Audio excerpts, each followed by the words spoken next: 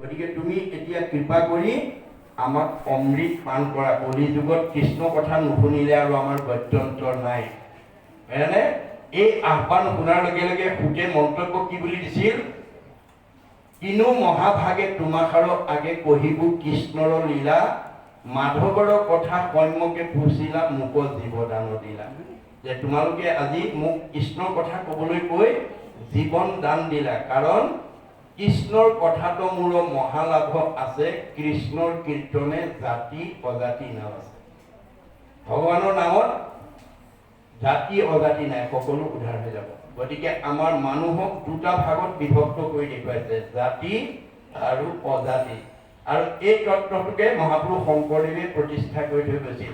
আপোনালোকে জানে প্ৰাক শংকৰী যুগত অসমক অন্ধকাৰ যুগ বুলি কোৱা হৈছিল। সেই সময়ত অসমৰ মানুহে ধৰ্মৰ নামত মানুহ বলি দিবলৈ কুণ্ঠাবোধ কৰা নাছিল। তেনে এটা সন্ধিক্ষণত শংকৰদেৱ আৱিৰ্ভাৱ হৈ অসমৰ চাৰিওফালে ঘূৰি চাই দেখিলে যে ইয়াত বিভিন্ন জাতি জনগোষ্ঠীৰ লোকৰ বাসস্থান। এই সকলোবিলাক ঈশ্বৰৰ অমৃতৰ সন্তান। এই তথ্যটো, এই সত্যটো যদি মই অসমবাসীৰ মাজত দি থৈ যাব নোৱাৰোঁ, অনাগত দিনত এওঁলোকে একতাৰ দোলেৰে বান্ধ খাব নোৱাৰিব, সমন্বয়ৰ সেতু বান্ধিব নোৱাৰিব। সেইকাৰণে তেওঁ প্ৰথম এই সমাজ সংস্কাৰৰ পথটোকে হাতত তুলি লৈছিল। কেনেকৈ?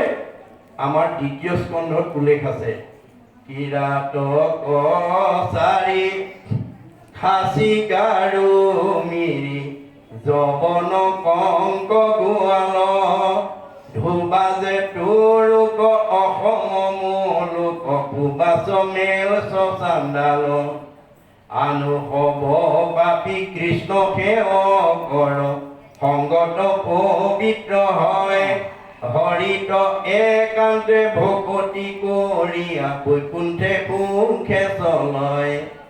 যে আজি আপোনালোকৰ এই টিপাম নামঘৰত অনুষ্ঠিত ভাগৱত অনুষ্ঠানলৈ এই অঞ্চলত বাস কৰা বিভিন্ন জাতি জনগোষ্ঠী ধৰ্মাৱলীৰ লোকে আহি নামঘৰত বহি ভাগৱত শুনি বৈকুণ্ঠৰ পথ প্ৰশস্ত কৰিব পাৰে। ইয়াত কোনো বাধা নাই। গতিকে তেওঁ সকলো জাতি জনগোষ্ঠীবিলাক যে ঈশ্বৰৰ অমৃতৰ সন্তান, এই কথা সংস্কাৰ কৰি আনি সমাজৰ লগত পৰিচয় কৰি দিলে। কি বুলি? হেৰা সমাজৰ লোকসকল, এয়া মই গাৰুৰ ভকত আনিছোঁ দেই, তোমালোকে এওঁক আজিৰ পৰা গাৰু বুলি নিন্দা নকৰিবা। এওঁ ঈশ্বৰৰ অমৃতৰ সন্তান, এওঁক তোমালোকে আজিৰ পৰা গোবিন্দ আঁতৰি বুলিবা। এয়া মই নগাৰ ভকত আনিছোঁ, এওঁক আজিৰ পৰা তোমালোকে নৰোত্তম আঁতৰি বুলিবা। এয়া মই জগনৰ ভকত আনিছোঁ, এওঁক আজিৰ পৰা তোমালোকে জয় হৰি আঁতৰি বুলিবা। এয়া মই কাৰ্বিৰ ভকত আনিছোঁ, এওঁক আজিৰ পৰা তোমালোকে ভোলাই আঁতৰি বুলিবা। এয়া মই জয়ন্তীয়াৰ ভকত আনিছোঁ, এওঁক আজিৰ পৰা তোমালোকে মাধৱ আঁতৰি বুলিবা। এয়া মই হীৰাৰ ভকত আনিছোঁ, এওঁক আজিৰ পৰা মথুৰা দাস আঁতৰি বুলিবা। এয়া মই আহোমৰ ভকত আনিছোঁ, এওঁক আজিৰ পৰা তোমালোকে নৰহৰিক আঁতৰি বুলিবা। এয়া মই কছাৰীৰ ভকত আনিছোঁ, এওঁক তোমালোকে আজিৰ পৰা বলাই ৰমাই বুলিবা। এয়া মই মিচিঙৰ ভকত আনিছোঁ, এওঁক আজিৰ পৰা তোমালোকে পৰমানন্দ আঁতৰি বুলিবা। এয়া মই দেউৰী ভকত আনিছোঁ, এওঁক আজিৰ পৰা তোমালোকে বৈকুণ্ঠ আঁতৰি বুলিবা। এয়া মই কৈৱৰ্তৰ ভকত আনিছোঁ, এওঁক আজিৰ পৰা তোমালোকে পূৰ্ণানন্দ আঁতৰি বুলিবা। এয়া মই বনিয়াৰ ভকত আনিছোঁ, এওঁক আজিৰ পৰা তোমালোকে হৰিদাস আঁতৰি বুলিবা। এয়া মই কোচৰ ভকত আনিছোঁ, এওঁক আজিৰ পৰা তোমালোকে মুৰাৰী আঁতৰি বুলিবা। এয়া মই কলিতাৰ ভকত আনিছোঁ, এওঁক আজিৰ পৰা তোমালোকে গোপাল আঁতৰি বুলিবা। এয়া মই ভুটিয়াৰ ভকত আনিছোঁ, এওঁক আজিৰ পৰা তোমালোকে দামোদৰ আঁতৰি বুলিবা। এয়া মই নাপিতৰ ভকত আনিছোঁ, এওঁক আজিৰ পৰা তোমালোকে নাৰায়ণ ঠাকুৰ আঁতৰি বুলিবা। এয়া মই তিৱাৰ ভকত আনিছোঁ, এওঁক আজিৰ পৰা তোমালোকে সুদাম আঁতৰি বুলিবা। এয়া মই কায়স্থৰ ভকত আনিছোঁ, এওঁক আজিৰ পৰা তোমালোকে সতাই আঁতৰি বুলিবা। এয়া মই মুছলমানৰ ভকত আনিছোঁ, এওঁক আজিৰ পৰা তোমালোকে শ্যাম কাই আঁতৰি বুলিবা। ইয়াৰ পৰা অপ্ৰভংশ হৈ চান্দখাই হৈছে। এয়া মই ব্ৰাহ্মণৰ ভকত আনিছোঁ, এওঁক অনন্ত কণ্ডলী সাৰ্বভৌম ভট্টাচাৰ্য বুলিবা। এই ধৰণেৰে সকলো জাতি জনগোষ্ঠীৰ পৰা ভকতক সংস্কাৰ কৰি আনি বৰ্ণ বৈষম্য এখন সমাজ প্ৰতিষ্ঠা কৰি তেওঁ ঘোষণা দি থৈ গৈছিল। কি বুলি? অহৰিক ভজয় বোলে জাতি কৃষ্ণত বিমুখ যিটো সেয়ে অজাতি।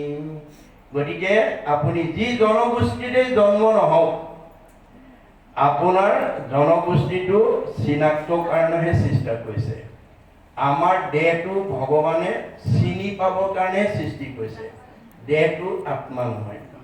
আমি দেহটো চাইহে কওঁ এইটো কুকুৰ, এইটো মেকুৰী, এইটো গাহৰি, এইটো ছাগলী, এইটো বাঘ, এইটো সিংহ। দেহটো চাইহে কওঁ এইজন মতা মানুহ, এইগৰাকী মাইকী মানুহ, এইটো ডেকা ল'ৰা, এজনী গাভৰু ছোৱালী। গতিকে দেহটো কেৱল চিনি পাবৰ কাৰণে ভগৱানে সৃষ্টি কৰিছে, আৰু দেহৰ এটা এটা নিৰ্দিষ্ট নাম দি থৈছে। আপোনাৰ মোৰ দেহটোৰ নাম এটা এটা দি থৈছে। কিয় কাৰণে দিছে? দাৰ্শনিক পণ্ডিতে কৈছে name is a kind of face whereby one is known। আমি ইজনে সিজনক চিনি পাবৰ কাৰণেহে নামটো দিছে। নামটো আত্মা নহয়, নামটো আৰু দেহটো আত্মা নহয়। যিদিনাখন আমাৰ দেহৰ পৰা আত্মা ওলাই যাব, আপোনাৰ নামদাৰী দেহটো কাষ্ঠ যেন থাকিবেক মাটিত পৰিয়া, হেন দেহ আপোনাৰো বোলাকি লাগিয়া। আত্মা ওলাই যোৱাৰ লগে লগে আপোনাৰ নামধাৰী দেহটো কাঠপুৰা দি পৰি থাকিব। সেইটো দেহকে যাতে আত্মা বুলি ভাবি আমি ভক্তিৰ পথৰ পৰা যাতে বিচলিত হ'ব লগা নহয়, আধ্যাত্মিক নীতিৰ পৰা যাতে আমি নিজক বিচলিত কৰিব লগা নহয়, তাৰ কাৰণেহে ভাগৱত শুনিবলৈ আহিব লাগে।